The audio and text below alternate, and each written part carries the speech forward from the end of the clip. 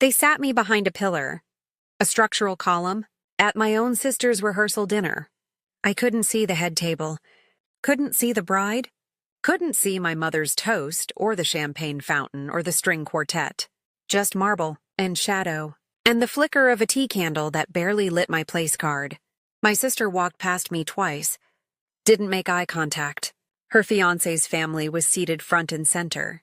Aunts and cousins filled the good tables. Even the wedding planner got a better view than me. And my mother? She looked right at me, smiled, and turned back to the microphone. Here's the thing they didn't know. I own the venue. Every fixture. Every contract. Every champagne flute in that fountain. I signed the paychecks. Want to know how we got here? Let me rewind 3 months. But first, drop a comment. Tell me where you're watching from and what time it is. And if this already sounds familiar, hit that like button so I know you're real. I grew up invisible. Not neglected. Not abused. Just unseen. Every family dinner was the same. My sister would talk about her internship, her award, her promotion, her engagement. Mom would raise a glass. Dad would smile. I'd clear the plates. No one ever asked what I was doing. And what I was doing? Working. I started washing dishes at 16. A hotel restaurant downtown. Ugly work. Hot water. Grease. 10-hour shifts on weekends. But I loved it. I loved the rhythm. The system. The way a kitchen runs when everyone knows their role. I worked my way up. Dish pit to prep. Prep to line. Line to front of house.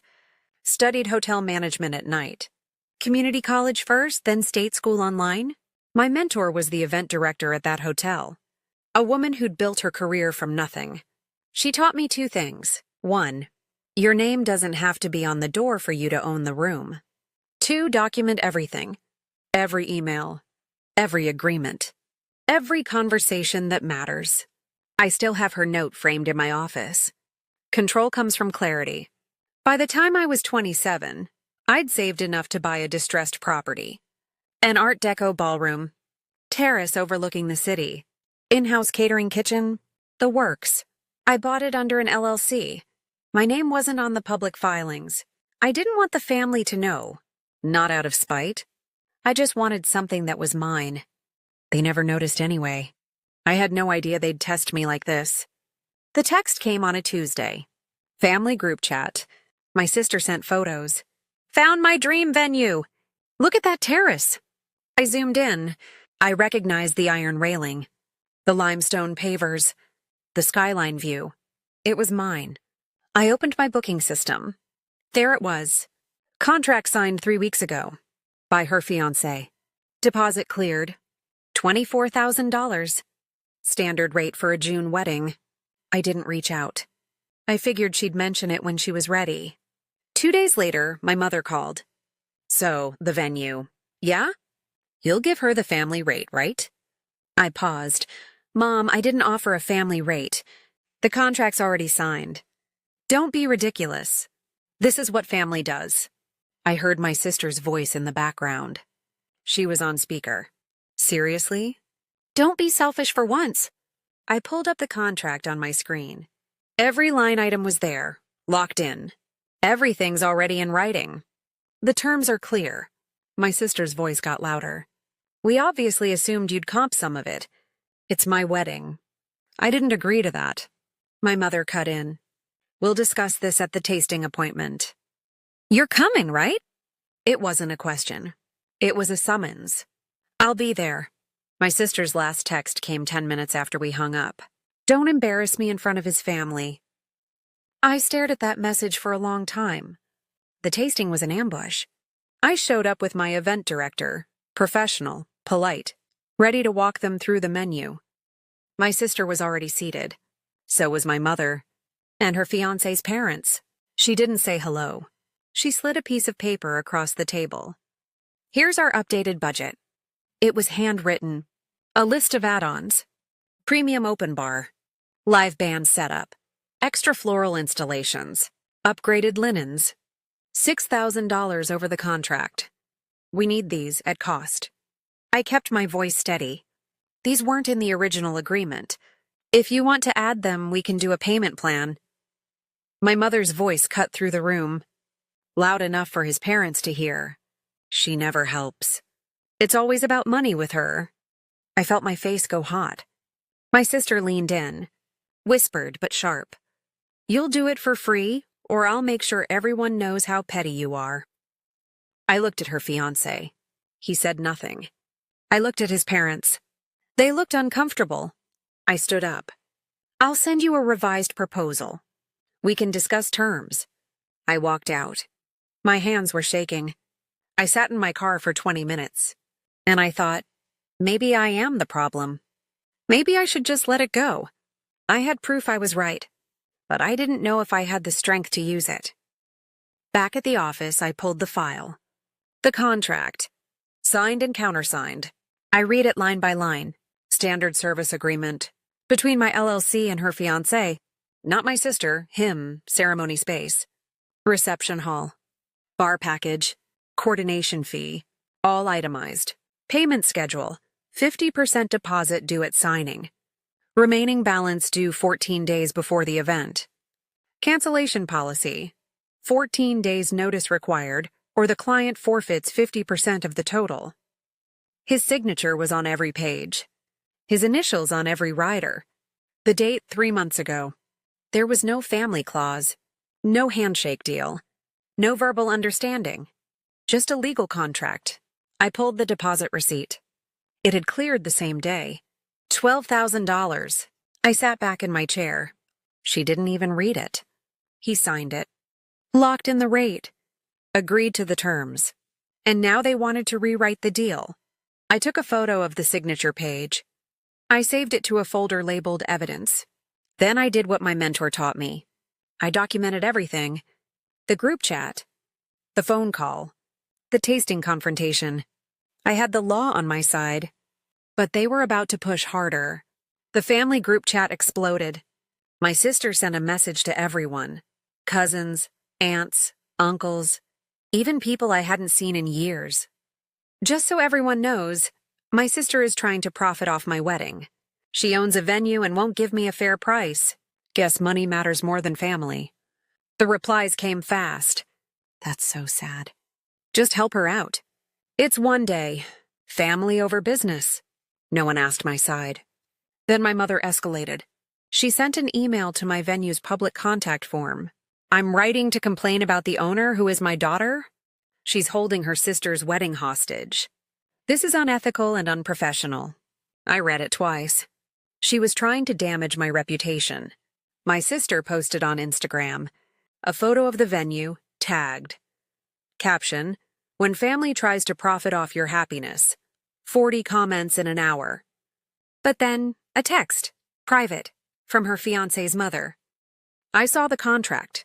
You're being professional. I'm sorry they're doing this. I stared at that message. At least someone saw the truth. 9 days until the wedding. 6 days until the balance was due. I had a choice. Cave and lose every ounce of respect I'd built in this business. Or stand firm and lose my family. I didn't sleep that night. I built the evidence file.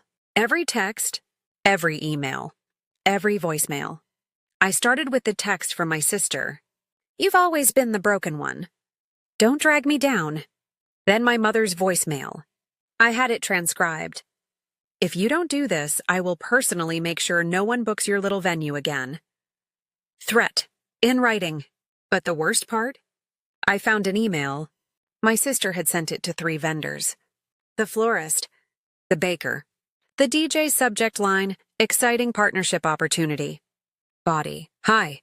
I'm getting married at venue name in June.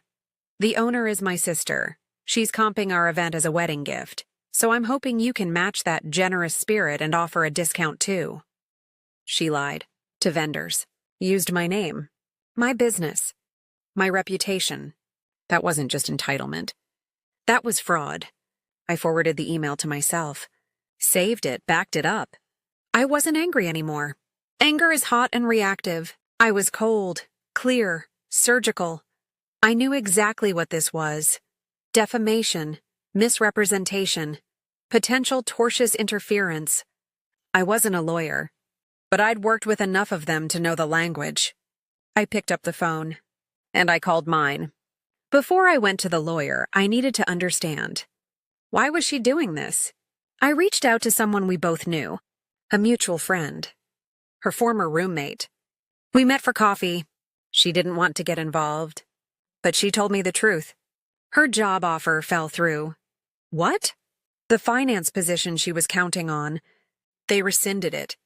2 months ago. I felt the pieces click. She and her fiancé are leveraged on this wedding. They've spent $28,000 so far. His parents are investors. This wedding is supposed to show them she's stable, successful, connected. I sat back. She thought you'd just cave. Your mom told her you've never contributed to the family, that this was your chance to prove yourself. There it was. The motive. She wasn't evil. She was desperate. And my mother had weaponized that desperation. But desperation doesn't excuse fraud. It doesn't excuse defamation. And it definitely doesn't rewrite a legal contract. I thanked my friend. I finished my coffee, and I walked into my lawyer's office with a clear head and a full file. Now I knew exactly what I had to do. My attorney listened to everything, reviewed the contract, the emails, the texts, the voicemail. She leaned back. You have every right to cancel the event and keep the deposit. The cancellation window closed a week ago. I know. But if you want boundaries, not war, there's another option. I waited. Go to the rehearsal dinner. Bring the contract. Bring the balance invoice. Present it professionally. In front of witnesses. On the record. And if she refuses, you enforce the cancellation clause. Calmly, publicly. Let her choose. I nodded. One more thing, she said. Bring copies of the defamatory emails and texts. Don't show them unless she escalates. But have them ready. She slid a document across the desk. A memo, letterhead at the top. Contract enforcement and reputation management. I took it. You're not doing this for revenge, she said. You're doing it for respect. I stood up, shook her hand, and walked out of that office with a plan. I wasn't out for revenge. I wasn't interested in humiliation. I was done being invisible. The rehearsal dinner was tomorrow night, and I was ready. I arrived 15 minutes early. The venue looked perfect. My team had done their job. I checked the seating chart. My name was on a card, table 12, behind a pillar, a structural column that blocked the entire head table from view. A candle, a napkin, a glass of water. That's where they put me. I didn't react. I sat down. The room filled. Family, friends, her fiancé's family at the best tables. My mother gave a toast to my beautiful daughter and her future, surrounded by people who love and support her. She looked everywhere but at me. Then my sister stood, microphone in hand. I just want to thank everyone who believed in us, everyone who showed up for us, and everyone who finally stepped up. Pointed look. Around the room, not once toward the pillar. I waited until she finished. Then I stood up, walked to the small stage, and took the microphone from the stand. The room went quiet. I need 2 minutes. My sister's face went pale. I'm the owner of this venue. 3 months ago, a contract was signed for this wedding. A legal binding contract. I held up the document. The balance is $18,000. It's due in 6 days. I pulled out the invoice, set it on the table in front of her fiancé. Payment schedule, line items, all agreed upon in writing. My sister tried to interrupt.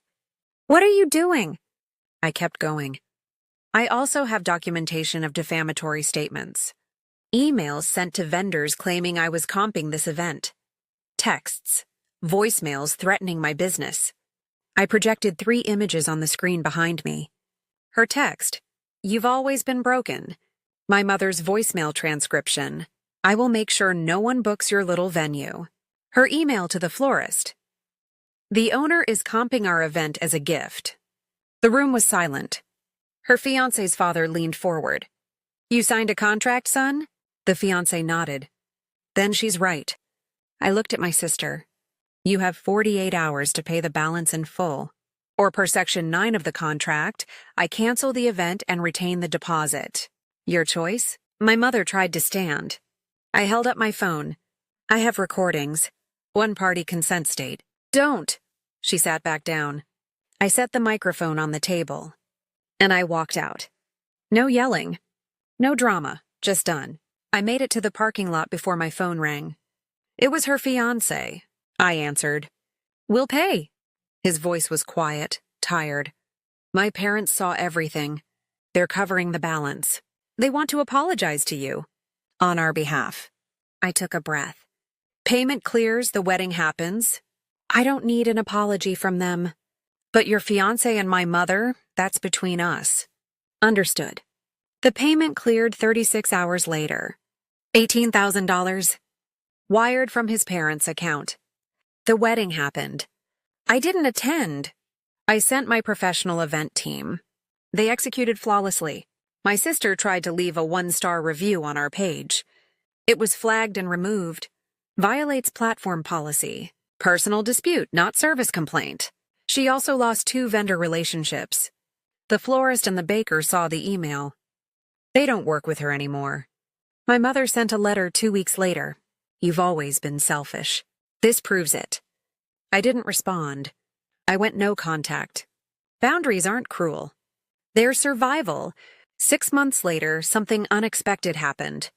Her fiancé's mother called. She wanted to book the venue for a charity gala. She personally told the story, not all of it, just enough, to the committee.